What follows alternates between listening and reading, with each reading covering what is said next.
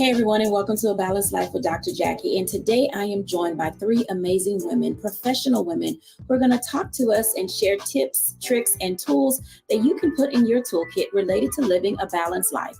Now, of course, we know balance is defined in a lot of different ways for everyone. And as we jump into spring, there's some spring cleaning that needs to happen. Spring cleaning, both figuratively and literally. How are you organizing your spaces? How are you organizing your mind? And how are you prioritizing the things that you need to do in order to help you live the life that you want to live? We're going to be joined today by Dr. Paris Love of the Productivity Institute, Dr. Tierney, our Level Up coach, and also we're joined today by Teresa Robertson of the organization that brings me so much joy, How to Be Professional in All of Your Organizational Things. You know, this is one of the times where we begin to say to ourselves, what are we doing? how do we get here? What happened? And why did my space become the space that it is? Sometimes it's just the little things. I have to admit, I'm guilty.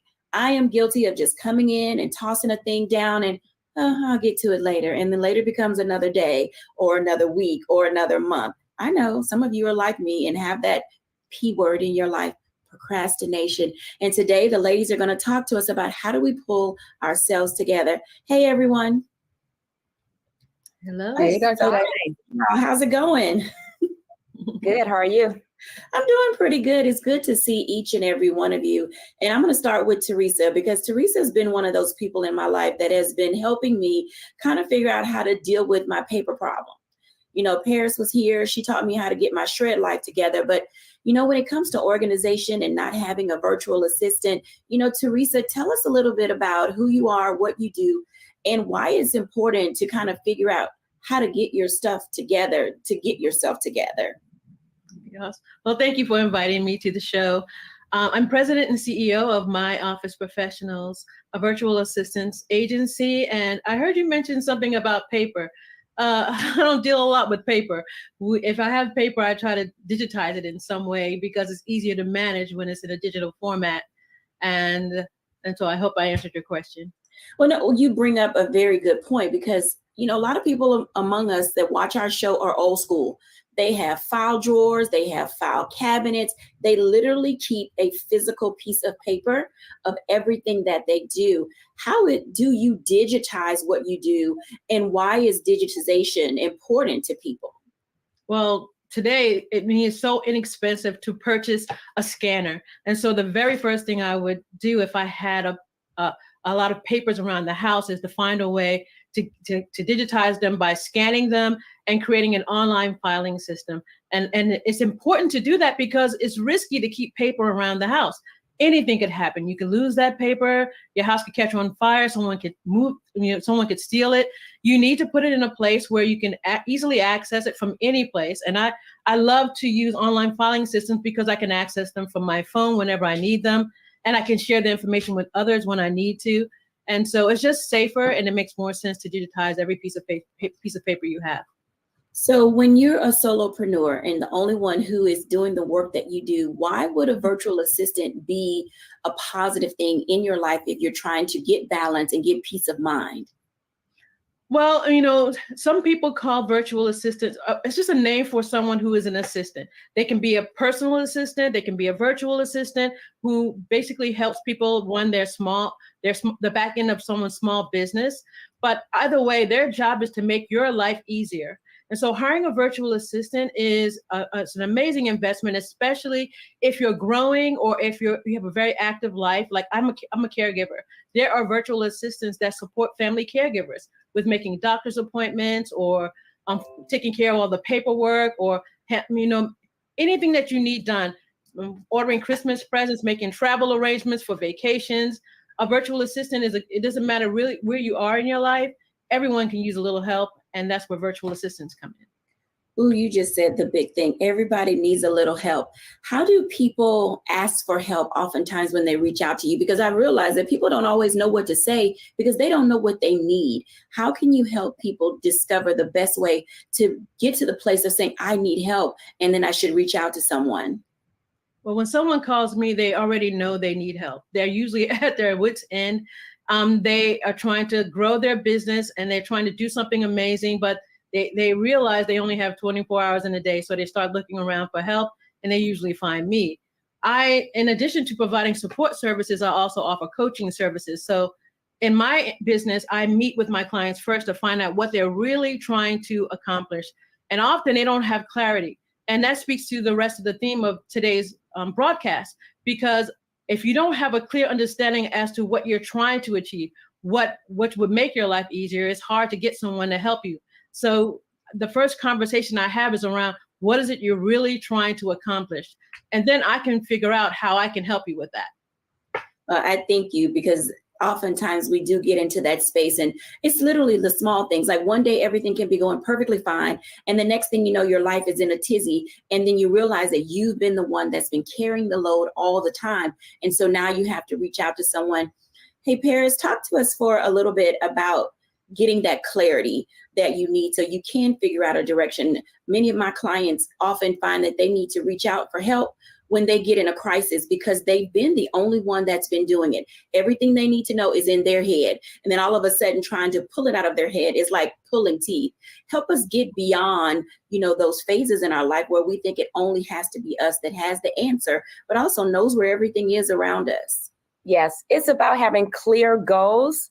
So what is your goal? So you talked about paperwork. A lot of times when we have a lot of paper, it can be overwhelming. Maybe you're not paying your bills on time. Maybe you missed the anniversary or graduation. So look at what's the goal.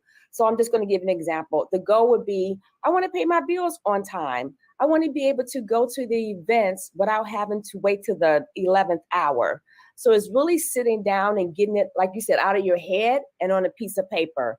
Because a lot of times we know what we want, but being able to articulate it can be difficult. But when you start writing, you're like, oh, I didn't know I needed to do this. And then to tell someone else what you need as well. And when we tell someone else, we have to give them the whole story. A lot of times we leave off some information because we know what we want, but we aren't articulating it correctly to the next person. So the other person's like, okay, so you want to declutter your paper. Okay, now what do you want to do? So we have to give that whole, the context of that and be very clear about your goals. And it's all about writing it down. So let me ask you this, Paris, because oftentimes people are embarrassed because they do have a lot of paper, a lot of clutter around them, and they don't want to tell the whole story because of fear of being judged. How do you get out of your own way and get past that stigma of saying, I need help and I'm going to be a big girl and I'm going to ask for help? Mm-hmm. We probably all heard a closed mouth does not get fed. And a lot of times my clients say that too. Well, I'm embarrassed. I don't want anyone to know about it. It's nothing to be embarrassed about. The thing is, you need help, and asking for help, it's okay. I think a lot of times we have put in a position, especially as women, we should know it all. We should do it all. We shouldn't get help because we're weak. That's not a sign of weakness. That's a sign of strength when you ask for help. So don't be afraid to ask for help because someone else out there has that skill set that you need and has the passion to do what you need as well. Wow, that's a big word right there, the passion, because there's some things I'm not passionate about and I will do them because I have to, not because I want to, but because they have to get done. Dr. Tierney, talk to us for a few moments about procrastination and how it stands in the way of moving your life forward. Absolutely. So one of the things that I tell my clients when we're talking about procrastination, the way to really solve procrastination is to ignore it. Here's what I mean. The more we think about why we procrastinate, the more we're probably going to procrastinate because we're really not getting to the root of why we procrastinate. All right. I've identified 4 different types of procrastinators. And these type of procrastinators, there's a reason why we're procrastinating. Is it because you're having an emotional response to something? Is it because you are overthinking something? Is it because you're overwhelmed? Is it because you're afraid of something? Usually there is an emotion or a deeper why that's attached to why you're procrastinating. So to ping off of Paris's example of paying your bills on time, you might be procrastinating and paying your bills because every time you look at your checkbook, you start to get disappointed that you don't have the amount of money that you would like to have. And so you're avoiding that feeling. And every time you feel that feeling, it's because you're paying your bills. So you will avoid paying your bills. And so you're procrastinating on paying your bills. It's not so much you're procrastinating on doing the thing. It's because you're procrastinating about that feeling that you don't want to feel. Okay. So when we start ignoring the procrastination and actually started looking under the procrastination, I help my clients actually stop procrastinating because we're dealing with the actual why of the procrastination. And we all know we can't get ahead procrastinating. We can't meet our goals or spring clean or declutter anything if we're procrastinating. The question is, why are you procrastinating? I think that that's an excellent example and excellent responses because there are times when we really don't know the direction that we need to pursue. When we come back after the break, I want to talk a little bit with Paris about her project, Declutter Across America. Trust me, she's coming to a city near you when we're back after the break.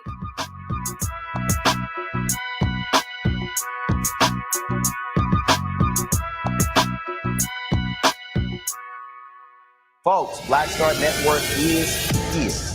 Oh, no punching! I'm real revolutionary right now. Support this man, Black Media. He makes sure that our stories are told.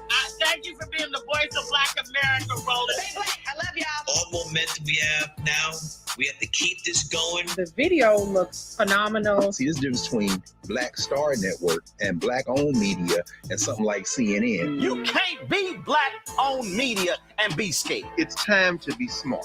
Bring your eyeballs home. You dig?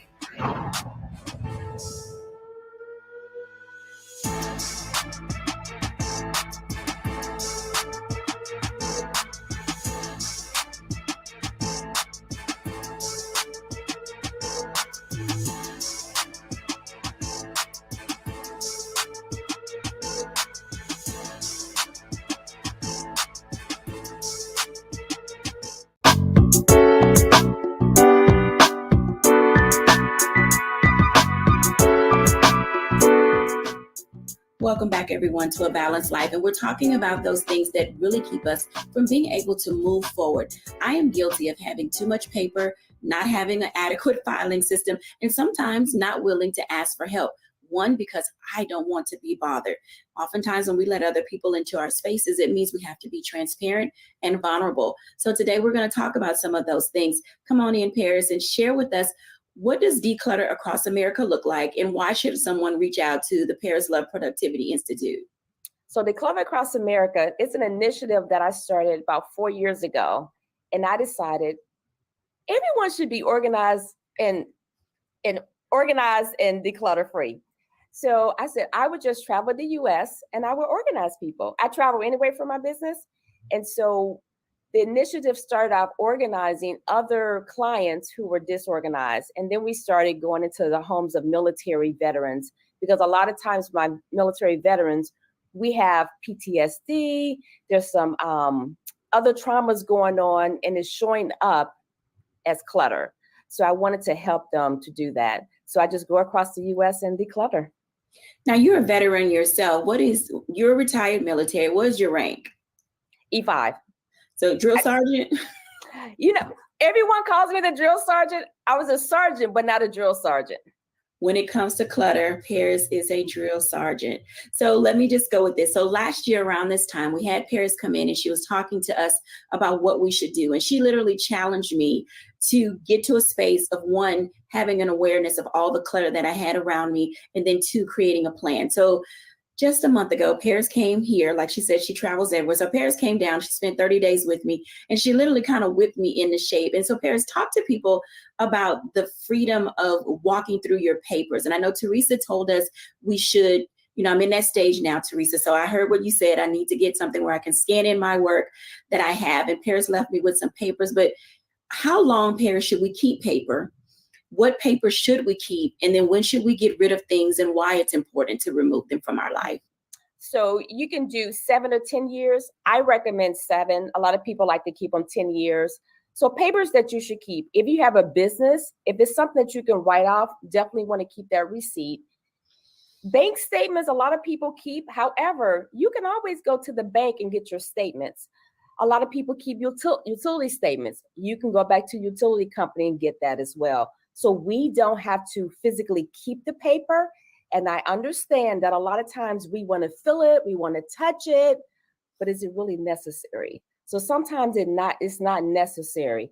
And you can keep like the important papers that you need to keep. Let's say birth certificate, certifications that you have, anything that's for your business that you need to write off, definitely need to keep those. You can keep them in a file folder. I recommend a clear container so you can see it, and put the date, April 2023. So in 7 years or 10 years from now, you don't have to go back and go, what was in this box? You know that this was something that you can shred 7 or 10 years later.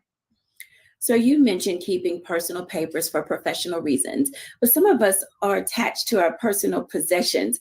I want to talk to you and Dr. Tierney about that for a moment, because a lot of clutter is emotional, and we're attached to our clothing, whatever size we used to be. There's a touchy-feely emotion that has to go with it. Dr. Tierney, talk to us about emotional attachments and how can we release ourselves from emotional things that we know Paris is going to come and say, you need to get rid of this, that, and the other? Absolutely. So the thing here, it kind of goes right along with what I was saying about the procrastination piece. You have to ask yourself why. I mean, you think about it like you're that kid in the back of the car that's at why? Why does the moon follow our car? Why is the moon way up there? Why do we have to drive down this street? Why? I want you to keep that type of energy to yourself. Why am I holding on to these jeans? Why am I really thinking that I'm going to get in these? Why do I not understand that I can always go and buy another size 6 pair of jeans when I get to a size 6 again? Like, what is that emotional attachment? Making sure that you fully understand it, because a lot of times we're emotionally attached to things for reasons that really don't even make sense to us anymore. It no longer serves us in this season. And what it's doing, it's keeping you from being able to fully go into the next season. You're missing your next level because you're trying to hold on to them jeans from 20 years ago. Sugar, let it go. It's okay. You can always get back to a size 6 again and go and buy you some new jeans, some updated jeans, some jeans that are, not from way back when we had all these different patterns and stuff in our jeans. But really making sure that you understand, this is why I'm feeling this attachment. And the next thing, and this is something Paris might shoot me down for this, so don't, this is just my practice. I have a memory box.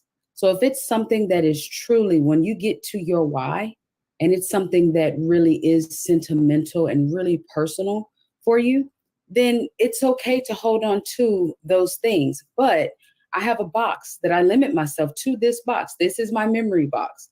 I cannot keep everything. So it makes me sort through what really is important to me and why it's important to me, and does it belong in this box?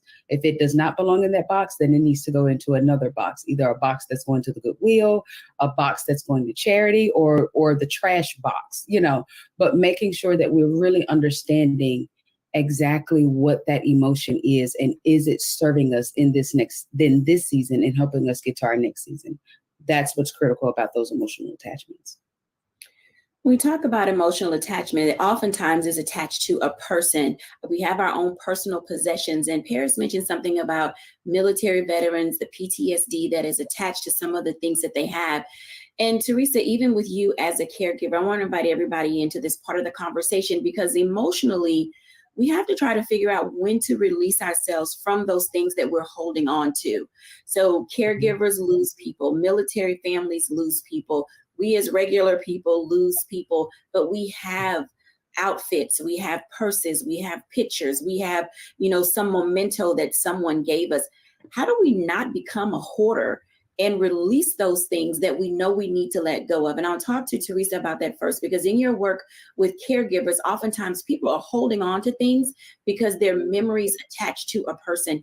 How do you help people in your caregiving and helping caregivers know when to release themselves emotionally? Is there a process for that? Well, I first want to say this conversation is so rich. I hope that everyone really watches this, because I've heard some things today that really touched me. Yes, I'm at a family caregiver for about 30 years, almost half my life. And more recently, I cared for my aunt who passed away back in 2014, but I inherited all of her things. And as I took a look at them, I remember that lamp from when I was a little girl, or that candy dish that she told me not to break when I was a kid. And I had all these things that have been a part of my life all my life. And now I'm responsible for it. I really struggled with what to do with all these things. My house was filled. I actually had to reach out to my children, because I love them and I trust them and they know me, to come alongside me and help me to say goodbye to some of those things. And that's what I encourage others to do. Find someone you trust that you can confide in and share how you're really feeling, that you're surrounded by all these things that you need to get rid of, but you're having a hard time. Let them sit with you and help you one by one. It may take a while to say goodbye. I remember looking at a pillow that used to sit on her couch for decades. My whole life. And I said, thank you. You served your purpose. I remember you. I have fond memories of you, but I have to let you go so you can go to another home so someone else can enjoy you. It was a tough process, but I went through it. And I share my story so that others can benefit from it. Absolutely. Paris, weigh in with that. I love that. I love that. A lot of times we have the emotional attachment to things. And I always ask my clients, what's more important? Is it the thing or is the emotion behind it? Or is the memory behind it? So for example, we might have, like Teresa said, we inherit things. And oftentimes we have our own stuff. So what happens, we try to incorporate into our things. If we can't, we get a storage unit. So then we have to pay storage for things that we really don't love and like. So think about this. If you have something, look at the item and go, can I relate it to somebody else? Do I really love it that I can incorporate it into my things? If not, release it to the universe so that somebody else can enjoy it. Because you also think about, is it the memory or is it the thing that you're attached to? A lot of times it's the memory, it's not the thing. It's the memory, is not the thing. I'm going to have to figure out how to incorporate that into my life, because I am one of those sensory people. And oftentimes I'll walk by a thing and then I can get the memory. And so if it's out of sight, then it's out of mind. And I'm like, oh, do I want it to be out of mind? It's really difficult thing to process. Talk to us about that, Dr. Tierney, processing, letting go. And this is one of the things, as we're talking about the decluttering, right? And we're talking about the things and the pillows and the jeans and all of that. We have to make sure that we're also decluttering our mental real estate as well. Decluttering what's happening in the inside, what has been living in your head rent free, for months, making sure that we're taking that time to declutter those emotions, declutter, all of the things, what they said and all the things that we've just been holding on to that we may not even realize that we're holding on to anymore. Just like the things in our external space that it'll sit there, it'll collect dust, and then we walk right past it and don't even see it anymore because it's just always there. Same thing with your internal real estate. There'll be feelings, there'll be things, harboring even resentments or whatever it is that we no longer see anymore. We don't feel it as strong anymore, but it's still there, and those are the things that are really holding us back. So when we get ready to declutter our external, we're getting hung up on letting some things go because we have to declutter our internal. What are those things that you need to process through? In some cases, it may be easier to let go of your loved one's things as you're processing your grief, but a lot of times we may hold on to things because we're not really processing and walking through and allowing ourselves and giving ourselves the permission to walk through the grieving process or the healing process. So we're holding on to these things like Band-Aids, thinking and hoping that they will stop the bleeding of whatever it is that we're feeling, but that it's not going to work that way. We have to declutter our internal and really process what's happening in the internal so that we can then see the manifestation of that in our external as well. I want to go back up to Teresa. I want to give our audience a challenge. In this theme of time to process, what is the one thing, Teresa, that you would say that you would want people to give themselves time to process what? Give themselves time to process those hard things that, those areas in their lives where they experience loss. Loss is a part of the caregiving journey. It's a part of entrepreneurship. We lose things on relationships and clients and people we love all the time. So we have to really understand, take a moment when that happens and ask yourself some really important questions. See if you can learn anything from that experience. And like the doctor said before, allow ourselves to process that so you don't get stuck.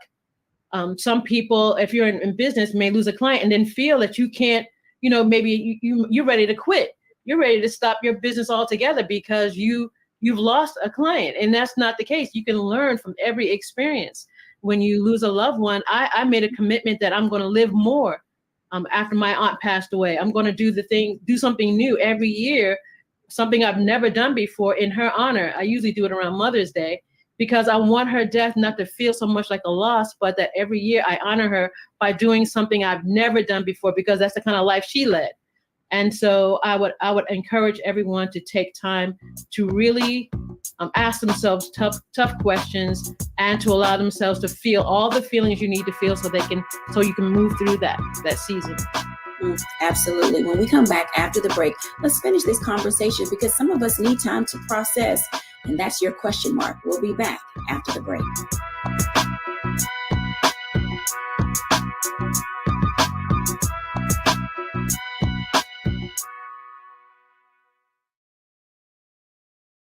We feel the hidden impacts of climate change that land harder in Black, Brown, and Native communities. Not many people talk about it because they clearly don't know our lives.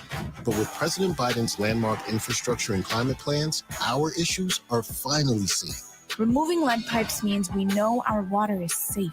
Cutting carbon pollution helps our kids breathe easier. 1.5 million new jobs means stable work in communities.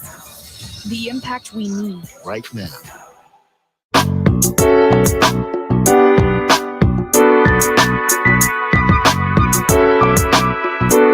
Welcome back, everyone, to A Balanced Life. And as you can tell, oftentimes letting go of the things that are near and dear to us, oftentimes is difficult. We are holding on to grandma's things and auntie's things and husband things and daughters and sons and all kinds of things, not giving ourselves space to grow because we're holding on to some parts of our past that could really free us to move into a future. And so we're challenging you in this block to talk about some of the things that you need time to do what in order to be able to clear out the clutter in your space. Dr. Tierney, challenge us. What are some things that you would say, or give us one or two things people need time to do what in order to move forward? Give themselves that time. I would challenge everyone to understand your why. I want you to why yourself to death. You know, really get to the root of exactly why you're holding on to these things, or why you're wanting to not let this thing go, or why is this emotion? Why are you procrastinating? I want you to really truly get to the crux of your why and really understand your why, because once you understand your why, then you'll be able to take action effortlessly, and it won't feel like an arduous task, or it won't feel like someone is ripping grandma's pillow out of your hand, because you will fully understand exactly your why and why you need to take whatever the step is that you're taking next. Paris, love. So I'm going to challenge everyone. I'm going to use my name as an example. Do you love it? When you purchased it, you loved it. You had to have it. It was the best thing since sliced bread. But today, do you still love it? If the answer is no, release it to the universe, give it to someone else so they can love it just as much as you loved it. So I'm going to challenge you to go through, and whatever the item is, look at it and say, are you serving a purpose today that you served when I purchased you? If the answer is no, go ahead and release it. Give it to someone who can love on it just as much as you did. And if it's something that cannot be loved on, it's okay to go ahead and toss it. So let's talk about this approach, because we just talked about giving you time, but there are some things that you just need to rip the Band-Aid off and get over it. It's like, oh, that sting. Oh, that hurt. Yeah, it did. And now you're done with it. Put some ice on it, keep it moving. There are those times where you have to rip the Band-Aid off. I remember the first time that Paris and I worked together. We lived in Chicago, and I'm telling this story because it's one that I share with people today, and it's I care, but I don't care. And I had to get to that space with some of my things. Paris came and she was helping me get rid of some stuff when we were moving from Chicago to the DMV area. And I came home and there were all these trash bags all over the place. And the thing she said to me when I walked in the door was, where I found these things, you have never seen them. And that hurt for a moment. But what it realized to me, I was tucking stuff away and I was going to get to it eventually. And Paris just came in and ripped the Band-Aid off. And she was like, get over it and get over yourself. You're going to be fine. And I tell you this because there's some times when we take too long to do things, we're making our own lives inefficient. And I want all of you to share and weigh in on that. I'm going to start with Dr. Tierney because I couldn't level up. And this is Dr. Love's zone. She is the level up coach. And we become efficient when we get rid of the things that are standing in the way of us moving forward because of everything we've already said, emotional attachments. We don't know how to detach ourselves from things.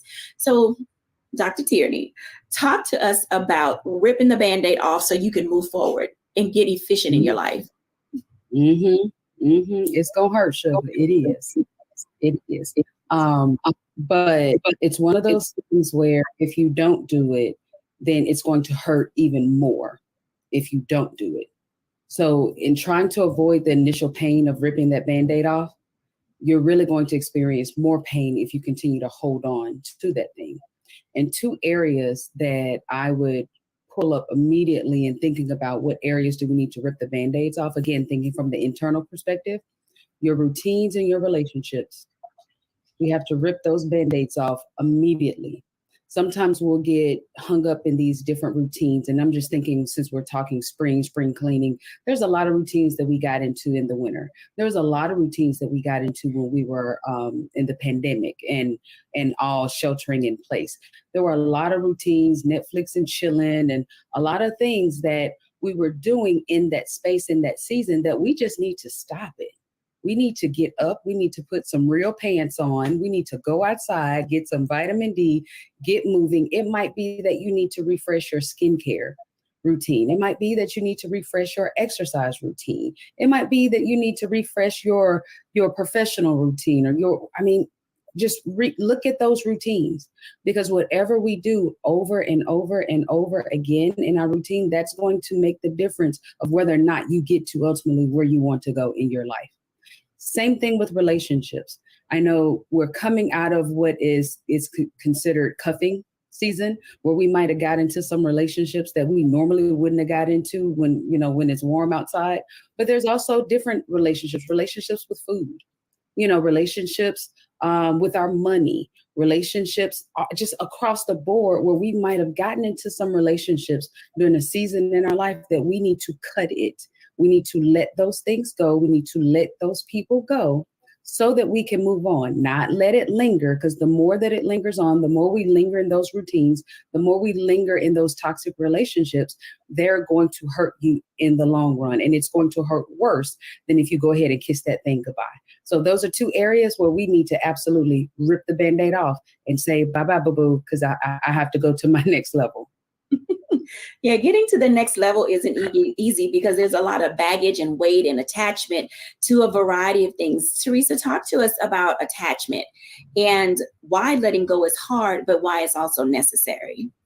Well, even with your email inbox, and most people can identify with having an inbox that's filled with 10,000, 20,000 emails. We have an emotional attachment to our emails. We want to see them all in that one inbox, and then we get frustrated when we look in there and we can't find anything. And so even with whether it's your inbox or whether it's paperwork at home, one good process to follow is to make sure that everything has a home. When it comes to your inbox, everything should either be filed because you're going to refer back to it, soon, deleted, archived, or forwarded on to someone else to take care of. And in our homes, it's the same thing. Everything should have a home. I'm looking around my office now, looking at some things that need a home. But when you're organizing your home, if something is not where it belongs, that's where you build up clutter. But if you can find a home for it, if it can fit and it's not, and then you know where to put it. And if it doesn't have a home, that's when you ask the question that Dr. Love said: do I need this thing? Does it serve a purpose? And if it does, then you need to create a home for it or get rid of it. Wow. I'm just going to say ouch, because that hurt a little bit, because I have some things that I was left to do in an assignment from Dr. Paris Love, and it doesn't have a home. And so now I have to figure out how to depart with it. Paris, talk to us about how do you find a home for things that need a home? And how do you say, just let it go? Yeah. We're going to talk about that little thing in a minute, Jackie. But when you're going through your things, and a lot of times we have small spaces, so we're trying to create and be very creative in how we place things. But you can go, where can I put this item that I'm going to remember? Because a lot of times out of sight, out of mind. Because if we don't have a home, then we just tuck it in the back in the dark. And then we go, I know I had this item. I don't know where I put it. So put it where you know it's going to be. And if you don't have a home for it, again, you're going to have to release it and let it go. And it might be hard because, again, we talk about that emotional attachment. So do this. For items that you go, I'm not sure I really want to let this go, put it by the door that you go out the most often. So if it's the front door or if it's the back door, put the items there. Because they're going to be, and I know you're probably thinking, Paris, this is creating clutter. It's not. Put it there, because every time you go out the door, Are you thinking about that item? Sometimes we keep going past it. We don't remember we have it there. And if that happens after the second or third day, you can let it go. Now, if you walk past it and go, I think I need a home for this. And you go, I think about it when I come home. You come home, go back out the next day and you go, I think I need to find a home. Then you need to find a home for it. And again, don't put it in the back in the dark somewhere. Put it where you know that you're going to be able to find it and see it. I love clear containers so you can see what's in it. If you put it in a little box or put it in a color container, you're not going to remember what's in there.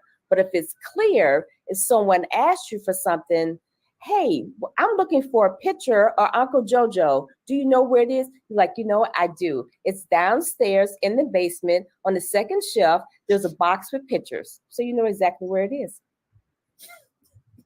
Okay, so I'm laughing because there's an immediacy to some things that we keep around that we should get rid of. And I tell you, I don't like paper. And oftentimes things come to us that we really don't want, and it's that junk mail. And so I know we're going to run out of time, but I want to start this conversation related to the immediacy of getting rid of things that you know you're not going to need and the importance of taking time to do them. So I'm going to start with Dr. Tierney. Dr. Tierney, immediacy. Name 2 things that are important for people to get rid of right away. You already know they have no value.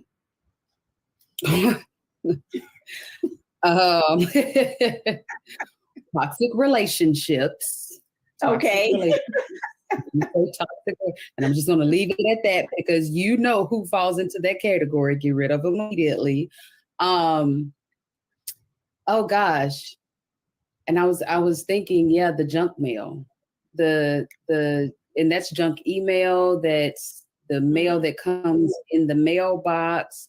Even the spammy on your social media, the DMs, hey, promote this on, we would love for you to sell Bitcoin. Like, just go ahead and get rid of all of that junk mail in every format. Go ahead and get rid of all of that. Those are 2 really good ones. Teresa, immediacy. What are 2 or 3 things that people immediately need to get rid of? Making excuses for why they procrastinate and why they don't do what they know they need to do. And I'm talking to myself. I do have a solution for junk mail, though. When my mail comes in, I have a box right next to the trash can. One is for shred and one is for trash. And when the mail comes in, I open it up. I either put it in the shred box or I put it in the trash. Once a year, maybe twice a year, I'll take that shred box somewhere so it can be shredded. But it really made my life a lot easier because I feel that it's safer to put, some things have your address or important information on it. You don't want other people to get a hold of that. And so just put it right in the shred box. Paris Love, tell us. Number 1, thoughts that no longer serve us. You know that thought. I'm not good enough. I'm not pretty enough. I'm not smart enough. I never get organized. I can't do this. Get rid of those thoughts because those are not true. Number 1. Number 2, we're going back out into the public. We're attending conferences. Do not collect all the conference materials. You don't need that. You don't need the little squash ball, the little stress ball. You don't leave it there. Okay, leave it for somebody else. You don't need to take it. I love that. We're going to go into the break. And when we come back, we're going to talk about how do you do those hard things. They just told us things that we need to take time to do, that we just don't have time to take time to do. We'll be back after the break.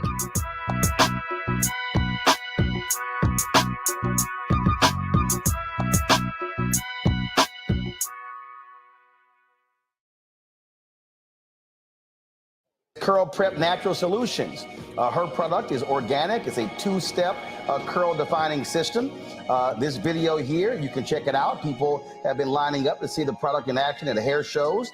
When they take a seat to try it, they simply don't believe it is their hair. Now, you can, of course, access the products at curlprep.com. Curlprep.com. It works on any hair. It has 2 steps, sweet butter and a sweet defining gel, both at curlprep.com. And parents, you can also, you'll love this system because you can comb the product through your child's hair with your fingers. And of course, our seasoned saints, they love the product as well. It has products that are great for twists, braids, locks, weaves, even those wigs and extensions. Folks, Go to curlprep.com. If you use the promo code ROLLIN, you get a 30% discount using the promo code ROLLIN, lowercase ROLAND. Again, go to curlprep.com, curlprep.com, promo code ROLLIN, 30% discount.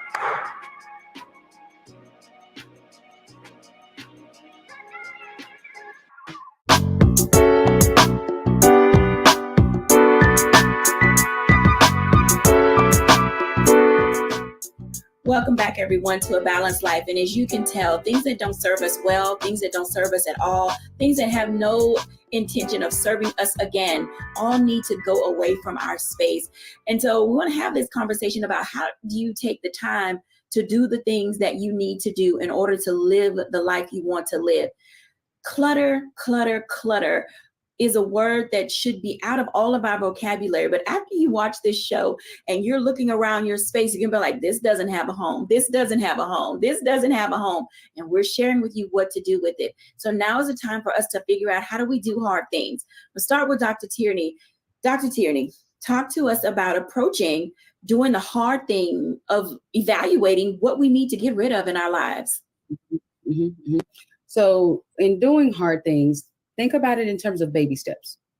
Often when we're trying to do the hard things, we think about it in terms of big sweeps, all at one time. And then we get overwhelmed, either overwhelmed physically because we thought we was going to clean the entire house, basement, attic, everything all at the same time, or we get physically tired, or we get overwhelmed emotionally, mentally, because we're trying to sort through all of the things. And again, I'm speaking not just from the external in terms of your external space, but also your internal space. Think about it as a process. All of this is a process. Take it one step at a time. So think baby steps. Think, what can I do today? And then address that thing today. And then tomorrow, address one more thing. And then the next day, one more thing. And then before you know it, you've actually processed all of it, but don't think about it in terms of big sweeps, because when we do that, we're setting ourselves up for failure every time. So let me ask you a follow-up question. So when do you know you're overwhelmed when you're in that process? Because I think it's important that we help people identify their baseline. At what point do you know that you're overwhelmed, even when taking baby steps? Absolutely. When you start to feel that not a stretch, because this is going to stretch us, but when you start to feel that strain where you're like, okay, I truly can't do this.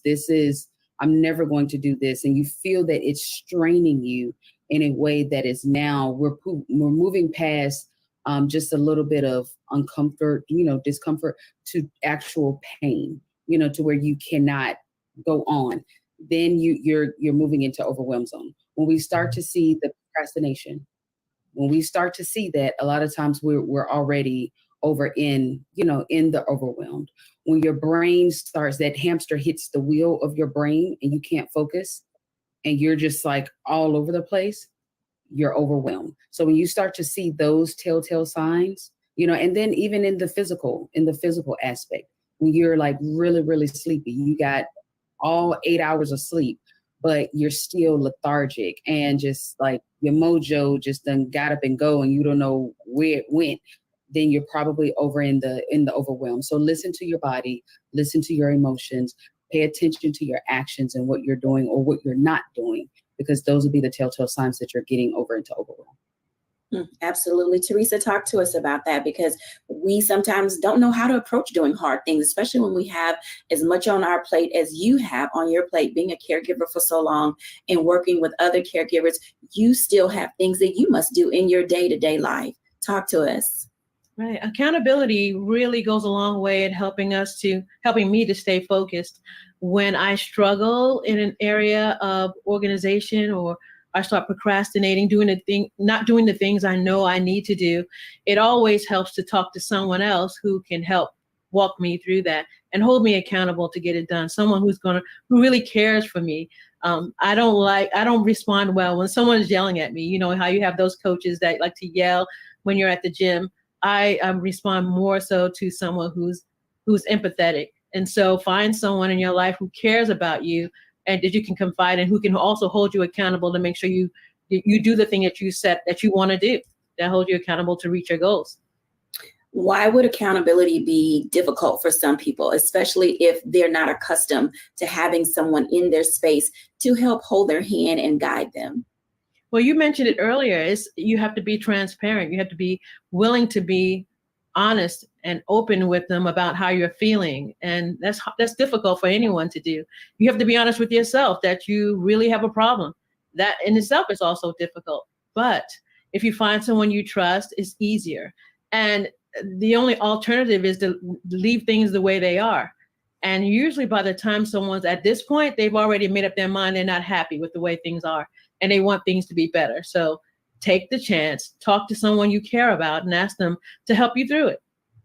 Thank you for sharing that, because asking for help is important. Paris Love, talk to us about that for a moment, because sometimes asking for help, literally for some people, that's like the death knell for them. It's like they don't want people in their space. They don't want people in their mind. They don't want people in their business. And they just stay in that rut. Talk to us about the time it takes to do the hard things and that initial first step of getting help. It's about vulnerability. And so it's about being vulnerable and saying, I need help. I don't understand. I don't get it. And I think a lot of times when we are at that vulnerability state, we automatically go back to when we were a child and we asked the teacher, hey, I need help with this. And what did the teacher say? Go figure it out for yourself. And so we bring that into our adult lives and we're like, I should know how to do this. You know, when I work with my clients, people say, I should know how to get organized. I should know how to manage my time. I should know how to pay my bills. But we weren't taught these skills. So it's about being vulnerable, and it's okay.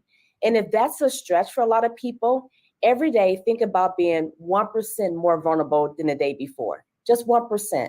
Just 1% more vulnerable. Get a trusted friend and go, you know what? I'm not having a really good day today. Can we go for a cup of coffee? That's being vulnerable. And then the next day, you know what?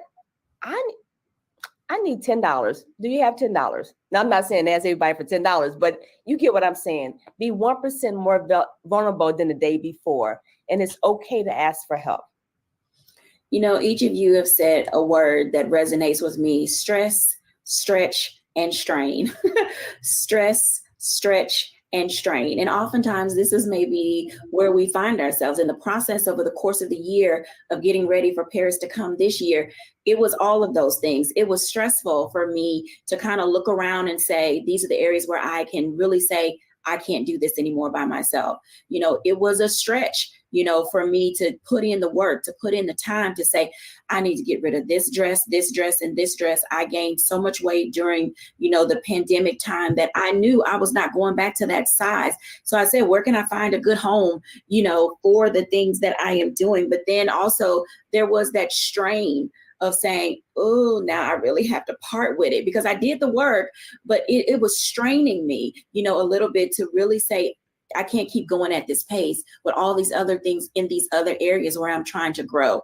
And so I want each of you, if you would, give our audience something that they can hang on to that will help them know that this time next year, when we do other spring cleaning, both physically, mentally, emotionally, spiritually, socially, financially, all of those areas, that they will be better for having taken the time to do some of the hard things.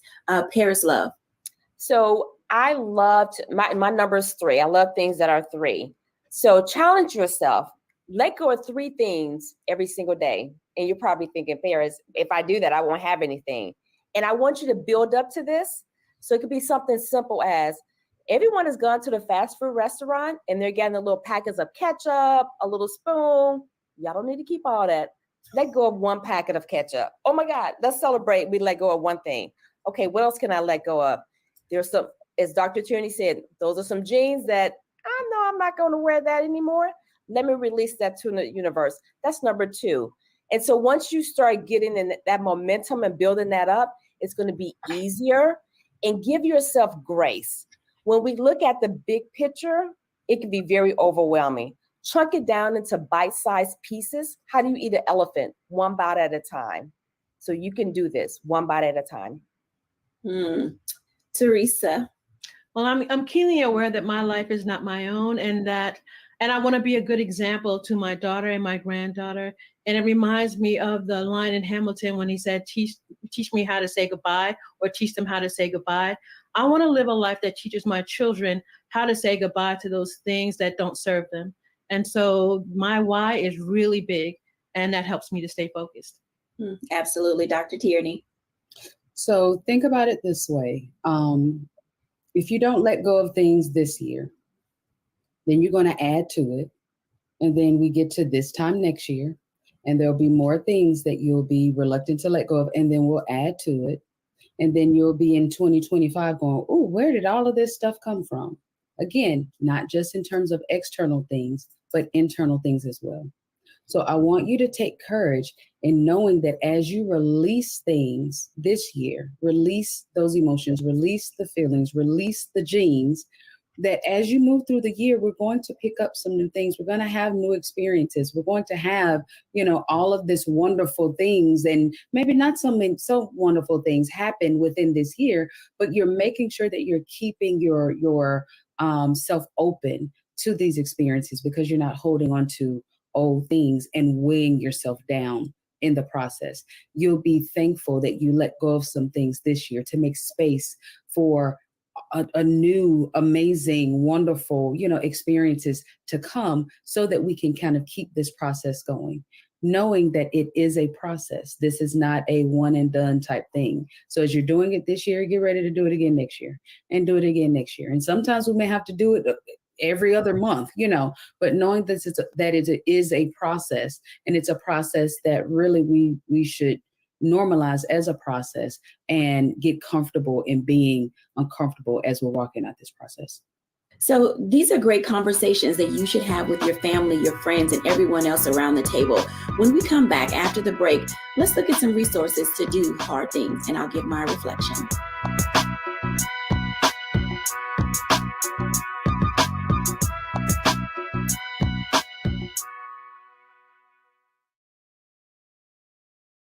When you talk about blackness and what happens in Black culture, we're about covering these things that matter to us, speaking to our issues and concerns. This is a genuine people-powered movement. There's a lot of stuff that we're not getting. You get it, and you spread the word. We wish to plead our own cause.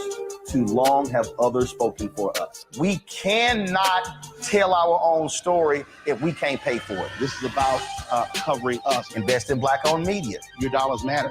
We don't have to keep asking them to cover our stuff. So please support us in what we do, folks. We want to hit 2,000 people, $50 this month, raise $100,000.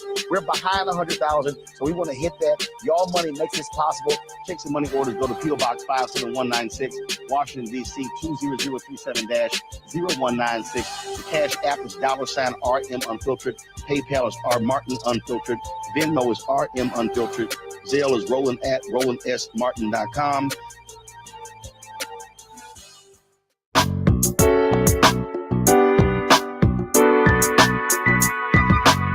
Welcome back, everyone, to A Balanced Life. As you can tell, discovering how to do hard things is not easy, but it's a part of discovering how to be balanced and how to move yourself forward and get rid of those things. As we were going through this process throughout the year, I did find some great resources for my things. And so Project Prom, I had a lot of formal gowns that I was never going to fit, and we gave them to an organization who was looking for prom dresses and formals. Project Mom, we had lots of things around the house, where moms were saying, oh, I need these items, I need chairs, I need cabinets, I need, often types of cubbies, and then there was a new project that came across my desk, and it was Project Graduation, which is where my business clothes went. So that was like my fourth round of going through all the things that I have.